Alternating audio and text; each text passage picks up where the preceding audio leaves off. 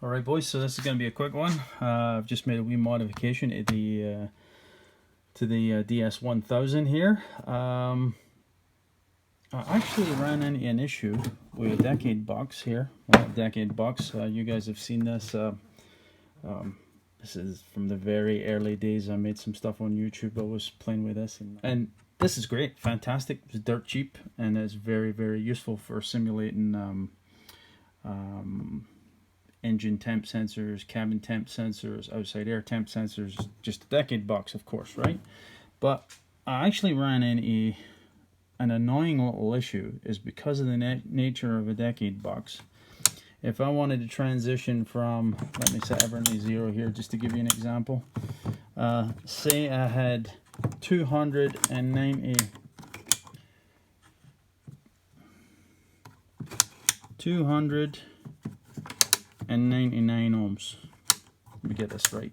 There you go, boys. Okay, so 299 ohms. Yeah, that's 0.1. That's 0.1 of an ohm. And I wanted to go to 300 ohms. Yes, obviously possible, but you can't go directly there. So if you're measuring something and trying to simulate something, now I have to go to 0, 0. So now all of a sudden the scale is reading 200 as far as the system is concerned, and now it jumps to 300. Not ideal, right? No ideal. So what I did is I modified the DS1000 with this little beauty. It's all it is a potentiometer, 5K, but it's a multi-turn potentiometer. So there's 10 rotations to go from full scale, right? And there's a graduation on here. You'll notice I've got it labeled as 5. Yeah, I crushed my finger. You'll notice I've got it labeled as 5K, and just take the scale and divide it by 2. So let me go to 0. So there it's at 0, and of course I've just got this pinned out just as a standard potentiometer here, guys. So there the scale is reading 0. So if I go 1 full rotation, let me keep you on the scale here. 1 full rotation, you can see the scale is transitioned to 1. That's about 500 ohms. 5,000 ohm potentiometer, 10 turns, obviously 500 ohms per turn, right? So I just need to take my scale, I'll show you what I mean, divide it by 2, and that will give me roughly the ohms. So I've got 2 on the scale, as in 2K divided by 2, 1K. Make sense? And it's quite good. Like, I'll show you here. Let me see if I can hit a target value. I'll just pick something arbitrary of 1200 ohms.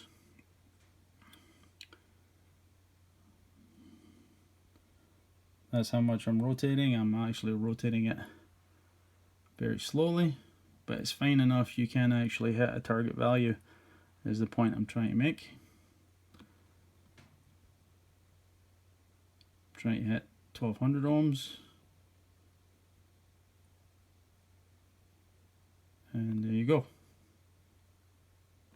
Close enough? Call that close enough. You guys don't want to see me waste my time here trying to get this perfect.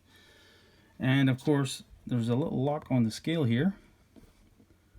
So you can lock it, and it's not going to bump from that position, which is kind of handy.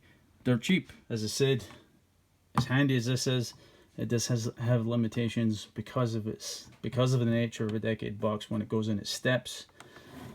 If you guys take a look at my engine coolant temp sensor circuit video from way back in the day, you'll see exactly what I ran up against, but I think you get the idea. Some of you guys might be interested in how linear it is. So just on the 1K scale on the Vantage, just so you can see it.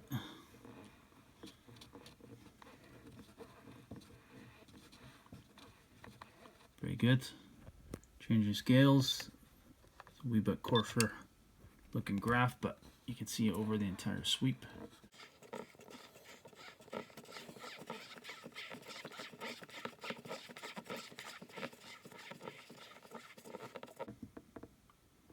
Pretty good. Not bad at all, I'd say. There you go.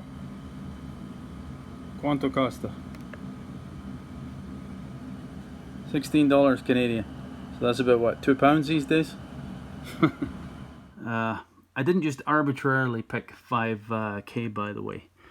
So here is the engine coolant temp sensor data sheet from the manual. The graph, as you can see here. So this is for 20 degrees. The engine coolant temp sensor is somewhere between these two values here, right? So about 2300 ohms ish, right? And then you can see how the scale actually works. So if it's open circuit, it would be sensing very low temperature, let's say, and as it goes down towards 0, the temperature goes up, right? So yeah, that's why I picked the 5K value. It's no arbitrary. You can pick whichever value you want. The correction is obviously no ideal. 10K would have maybe been even better, but I couldn't find the 10K, so yeah, that's it. Okay, we'll call good this time. See ya. Cheers.